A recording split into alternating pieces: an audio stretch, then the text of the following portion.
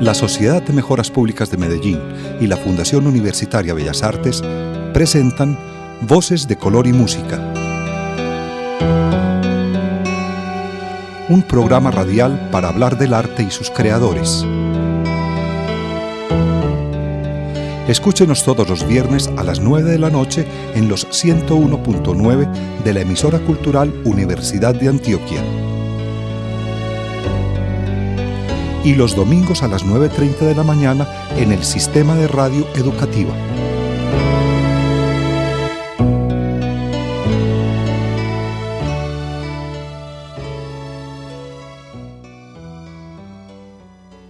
Bienvenidos, estamos en Voces de Color y Música, el programa radial de la Fundación Universitaria Bellas Artes y la Sociedad de Mejoras Públicas de Medellín. Les habla Carlos Vélez, en la grabación nos acompaña William González.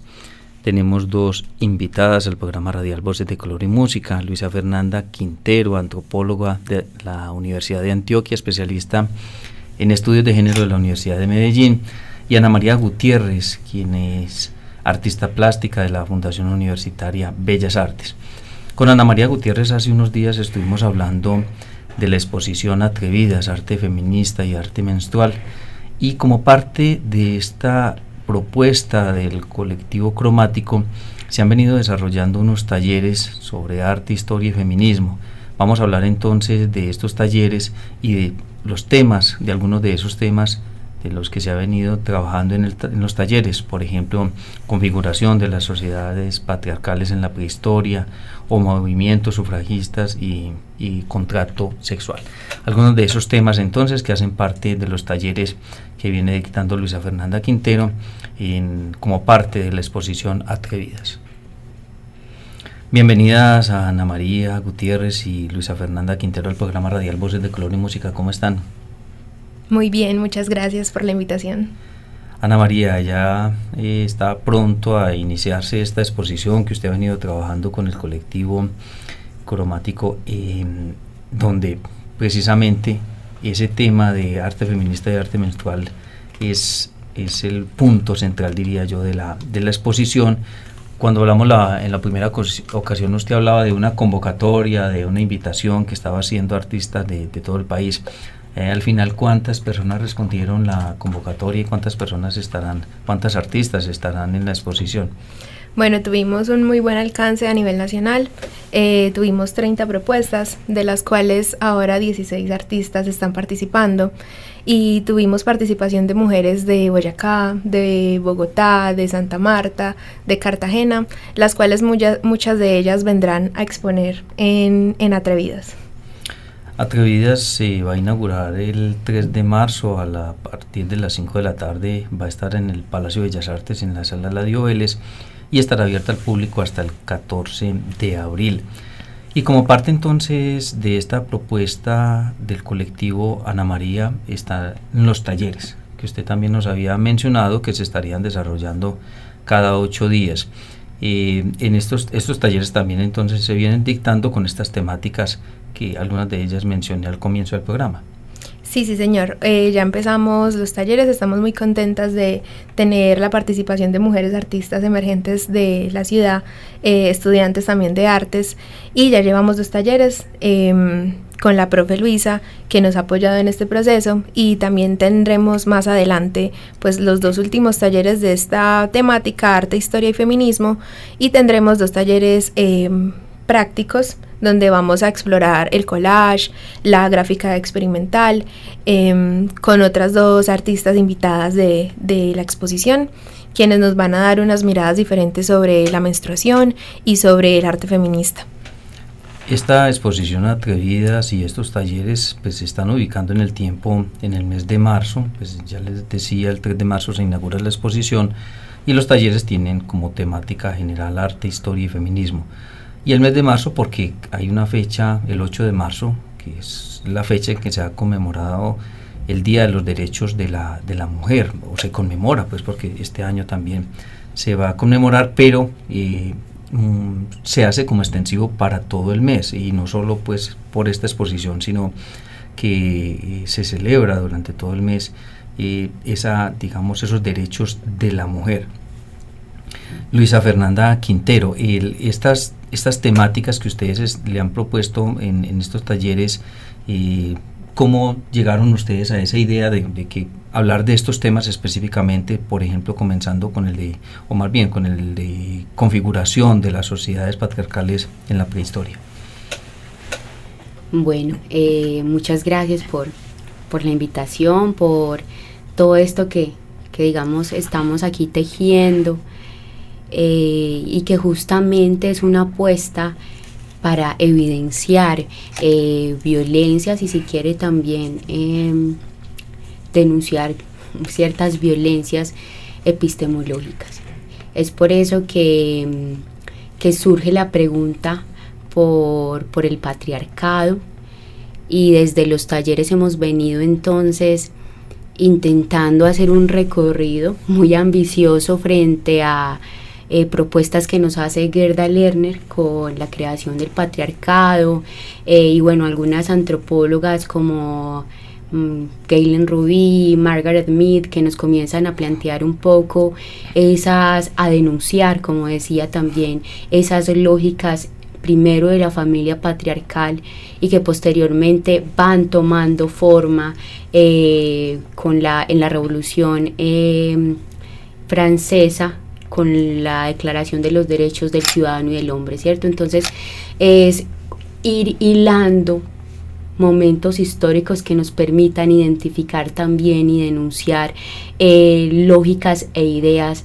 sobre el control de los cuerpos de las mujeres a favor de los hombres. Entonces creo que eso hasta el momento ha sido como la apuesta, pero que en este proceso de ir indagando, de ir entendiendo un poco la importancia de la Declaración de las Mujeres, de los derechos de las mujeres y la ciudadana, y esas luchas por nombrar a las mujeres y por nombrar la otredad en unas epistemologías donde se concebían como algo inferior, nos han ido llevando las preguntas por los cuerpos.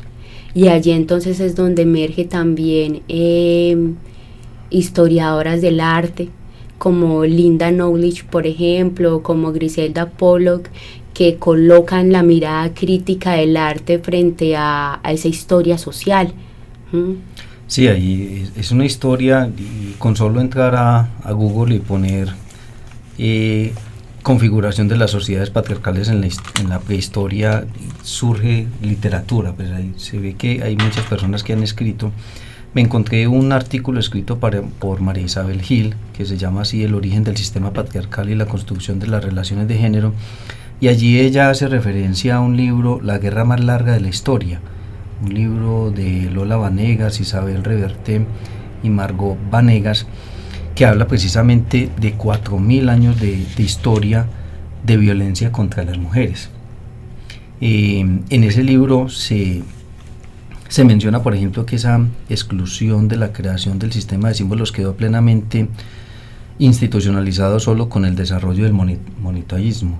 O sea, desde la misma religión y la misma, inclusive la misma Biblia, se empiezan a trazar esas diferencias, o a marcar, digamos, usted es esto y usted es aquello, y usted tiene estos derechos y usted estos derechos, y la mujer, desde esa concepción quedó claro que iba a ser para el hogar y que su función iba a ser específica.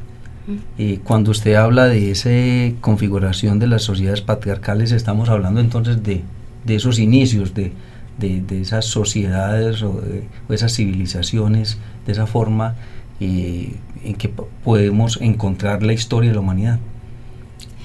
Por supuesto, cuando hablamos de prehistoria, entendemos que es una apuesta muy, muy interesante, porque no tenemos allí como evidencia o material escrito, que es de donde emerge la historia.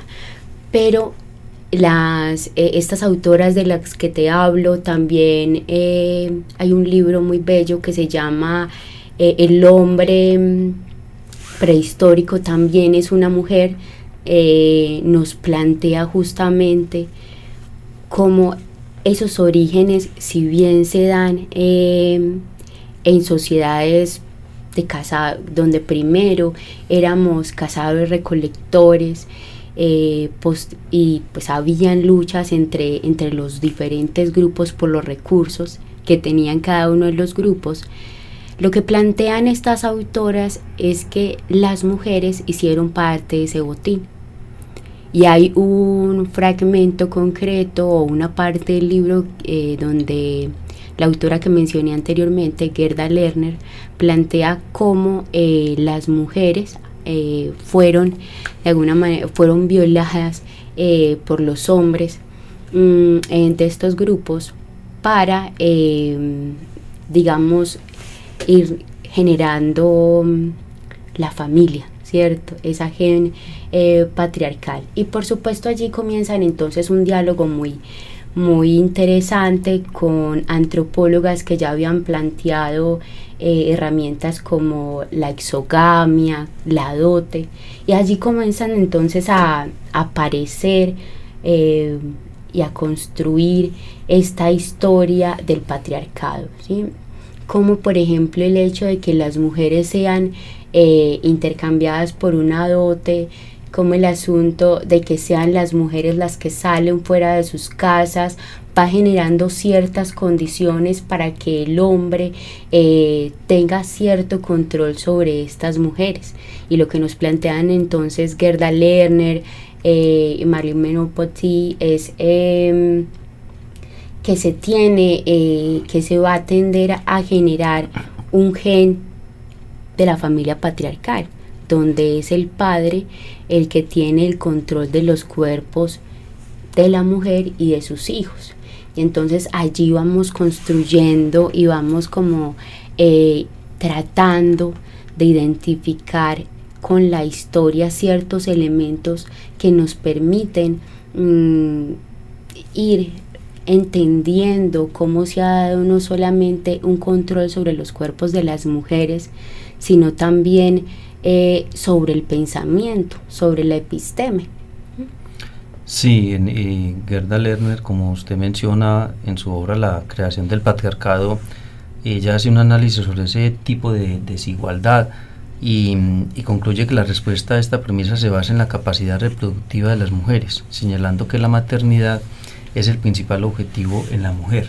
Ahí está entonces, digamos, esa ubicación de cuál va a ser su papel en la vida, la maternidad.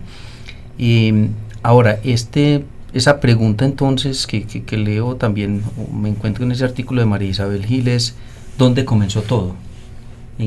Porque si nos vamos a la religión, está la forma de la creación, ¿cierto?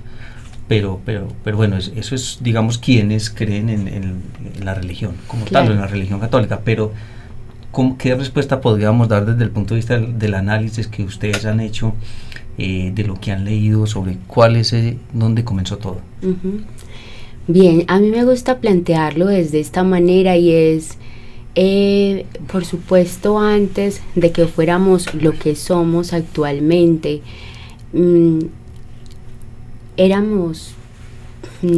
hubo todo un tránsito que nos permitió evolucionar, es decir, la existencia del fuego, la capacidad del asunto de que el fuego nos permitiera cocinar los alimentos y en esa medida la energía que usaba nuestro cuerpo para ese proceso para ese proceso, ¿cierto? Se diera o nos permitiera, por ejemplo, el desarrollo del cerebro, que nos permitiera mayor plasticidad cerebral, nos permite también encontrarnos con el otro. Y yo siempre lo planteo de la manera en descubrir que hay una parte de ese grupo, hay una parte de esas las personas que pertenecen a ese grupo que pueden reproducir la especie y que pueden reproducir los dos cuerpos, ¿cierto? Es todo un proceso de descubrirse, porque aquí partimos justamente de eso, de la prehistoria, y creo que esa es una muy buena manera para poder entender o para plantear cómo se puede llegar a dar el control de los cuerpos de las mujeres por parte de los hombres. Digamos que es una hipótesis que nos plantean estas epistemólogas, y es el asunto de, es una necesidad por controlar el cuerpo, un cuerpo tan poderoso que pueda reproducir, no solamente puede reproducirse a ella misma, sino también a lo otro, ¿cierto? A los otros hombres. Creo que desde estas apuestas y desde estas lecturas, eso podría ser una buena manera o un buen punto de partida. Ahora, usted ha estado tocando bastante el asunto de la religión, y eso también son ideas, ¿cierto? Son apuestas de cómo concebimos lo otro. Y desde allí yo creo que me paro desde, por ejemplo, Francois Héritier, que nos habla de lo masculino y lo femenino, y cómo es una dicotomía que se ha ido desarrollando en el transcurso de la historia. Es decir, yo les decía, lo que es X no puede ser Y. Entonces está lo masculino, lo femenino, lo masculino, está el día, está la noche, está lo húmedo, lo seco, lo fuerte, lo frágil, ¿cierto? Entonces, cómo hay todo un orden de, digamos que esas ideas dicotómicas nos dan todo un norte de lo que es ser femenino y de lo que es ser masculino en estas sociedades, en este pensamiento occidental, porque hablamos de Occidente. Y encontramos entonces cómo también aparece allí en esta dicotomía el estatus, ¿cierto? Y entonces, si lo masculino es el estatus, del otro lado lo femenino, ¿qué es? ¿Cierto? Creo que es una pregunta por ello, y la religión y los mitos, por supuesto, ayudan a consolidar estas ideas sobre lo femenino, que no necesariamente cuando hablamos de lo femenino nos referimos a las mujeres, pero que ayuda a consolidar ese orden. Y por eso en estos talleres o en estas charlas mencionamos quién fue Eva, ¿cierto? Y ese orden de Eva, quién fue Pandora en la mitología, qué características se les dio a Pandora, ¿cierto? Y a eso femenino, que hoy justamente estamos todavía llevando a cuestas, ese asunto de lo femenino. Y por supuesto no solamente digamos los mitos, sino también la filosofía.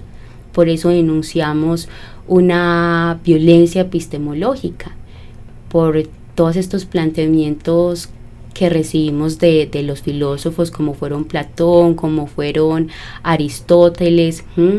Es decir, ahorita por ejemplo planteábamos el mito de Dimurgio, y así podríamos ir hablando un montón de ideas, ¿cierto? De formas de conocer que nos enseñan lugares en el mundo donde las mujeres están en una escala inferior, ¿cierto? Y la denuncia es importante no para generar, y con esto cierro, no para generar una guerra entre los sexos, para evidenciar, nuevamente repito, una violencia epistemológica que ha afectado en todas las áreas de la vida a las mujeres.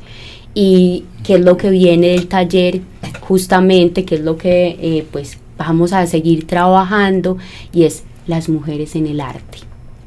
Hay una artista que quiero recomendarle a todas las personas que nos escuchan, y es María Jimeno.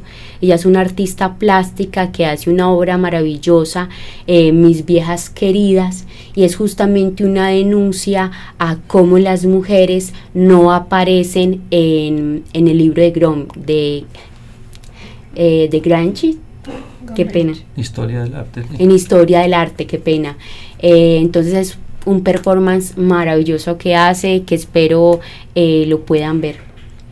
Sí, yo creo que aquí pues lograr plantear en media hora que tiene el programa radial Voces de Color y Música todo es imposible, digamos, y todo lo que hay detrás, porque habría mucha historia para contar, y además porque tampoco son, digamos, pienso yo, como absolutos, o generalizar no se podría, porque hay diferencias en las sociedades. Usted acaba de mencionar el tema, hablamos de Occidente, entonces habría que pensar, bueno, qué pasaba en Oriente, qué pasaba en África, bueno, y posiblemente encontremos que era o peor inclusive en algunas sociedades, pero puede que en otras sociedades no sea tal.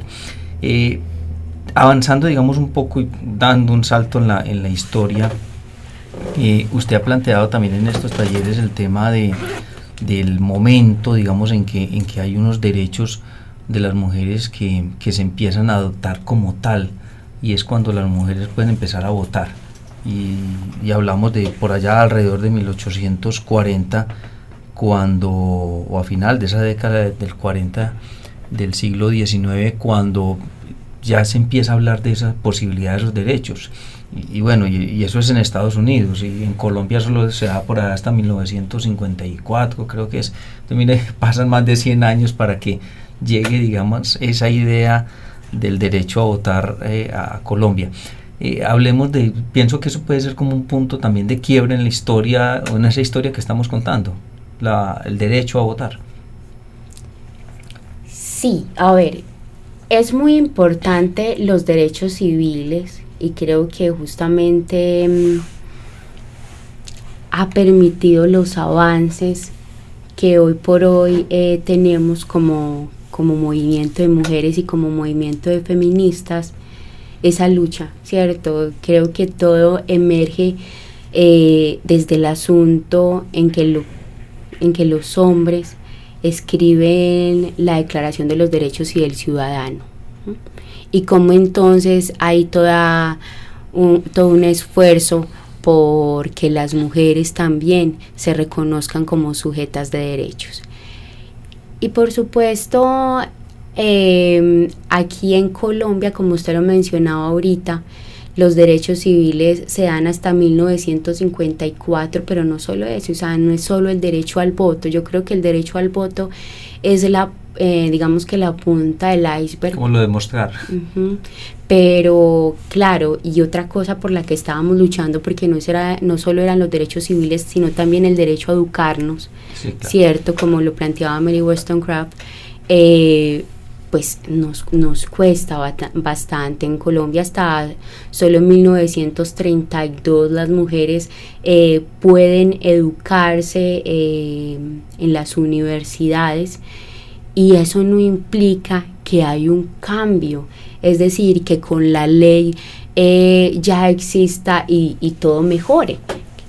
Vemos que como sociedad vamos atrasados a las leyes, ¿cierto? Es decir, aún si bien desde la Constitución, creo que desde 1992 está el delito de la violación en el matrimonio, aún la violencia intrafamiliar es uno de los delitos más denunciados en las comisarías, ¿cierto? Entonces, o en las fiscalías. Entonces, creo que es una lucha constante. Yo creo que no es solamente el derecho al voto, como lo mencionaba, sino nombrar justamente cómo esta dicotomía, cómo este orden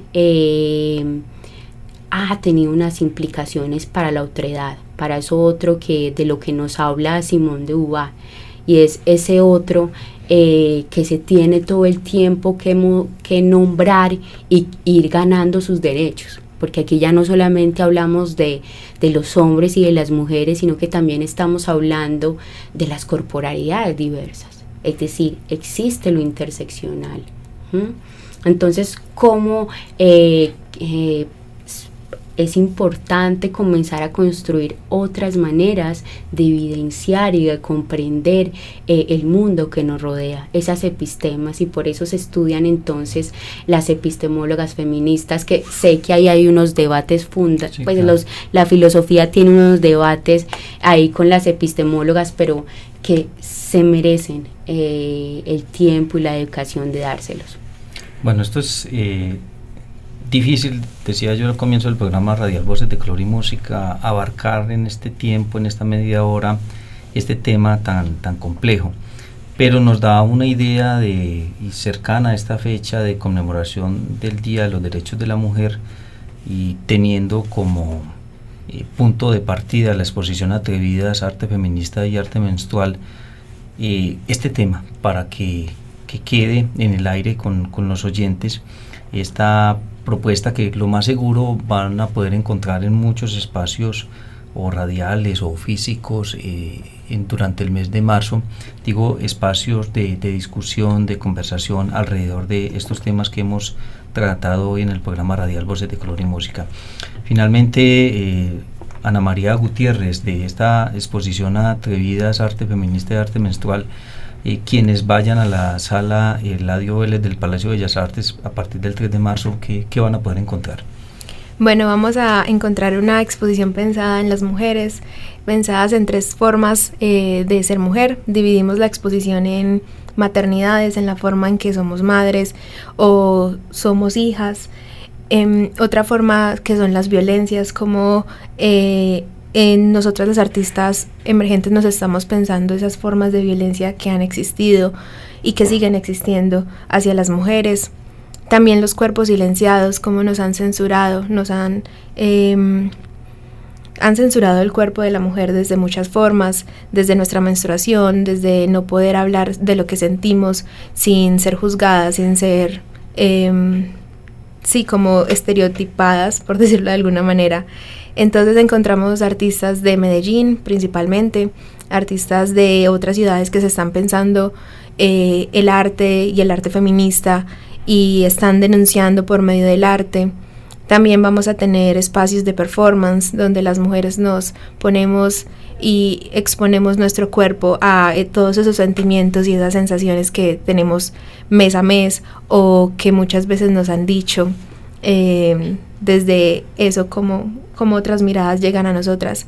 Entonces vamos a tener varias mediaciones, visitas Toda esa guiadas. información, Ana María, puede encontrarse en Cromático. En la página de Cromático, en Instagram principalmente, revista-cromático.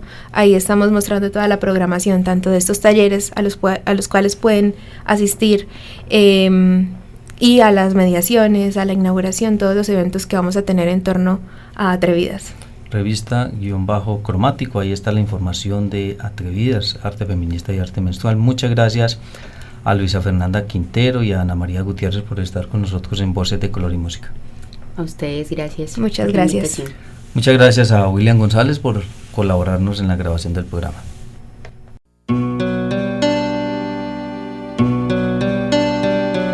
La Sociedad de Mejoras Públicas de Medellín y la Fundación Universitaria Bellas Artes presentaron Voces de Color y Música,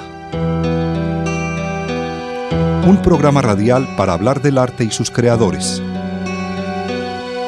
Escúchenos todos los viernes a las 9 de la noche en los 101.9 de la emisora cultural Universidad de Antioquia.